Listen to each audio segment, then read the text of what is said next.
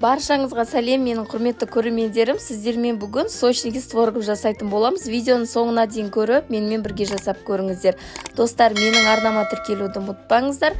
Ал ендеше бастаймыз. Ертілген сары майымызға қантты салып, жақсылап араластырамыз. Кез келген пайызды сметананы қосып, жақсылап араластырамыз. Енді жұмыртқаны қосып, бір келкі масса болғанша араластырып аламыз.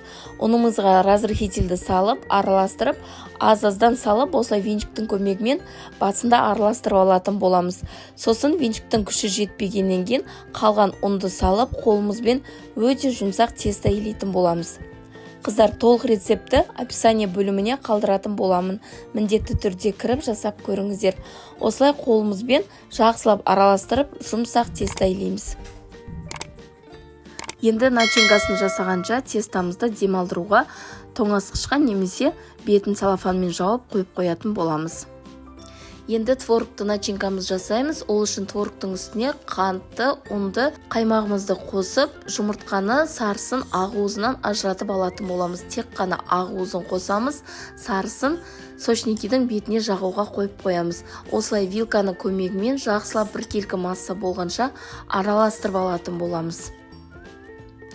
Енді начинканы бір жерге қойып, тестаны жаюға кірісеміз. Онды сүйеп жеріп, қолдарыңызбен бір-екі рет бассаңыздар, жұқарат оқтаудың көмегімен 3-4 рет созып жерсеңіздер, тесталарыңыз өте жұмсақ болып жайылады. Қатты жұқа қылып жаюдан қажеті жоқ, қыздар.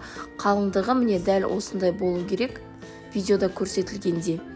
Енді оны кез келген өзіңізге ұнайтын формамен кессеңіздер болады. Үлкенірек қып кессеңіздер де болады, қыздар. Мен кішірек қып жасадым.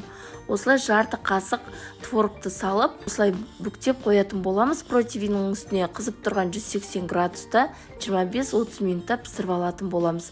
Өте дәмді, жұп-жұмсақ болып шығады. Шаймен ішкенде де өте дәмді, балаларыңызға, отбасыларыңызға ұнайтынына сенімдімін. Видеоны соңына дейін көргендеріңіз үшін көп-көп рахмет.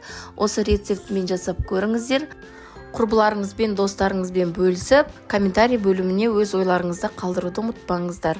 Назарларыңызға көп-көп рахмет. Сіздермен болған мөлдір ас болсын.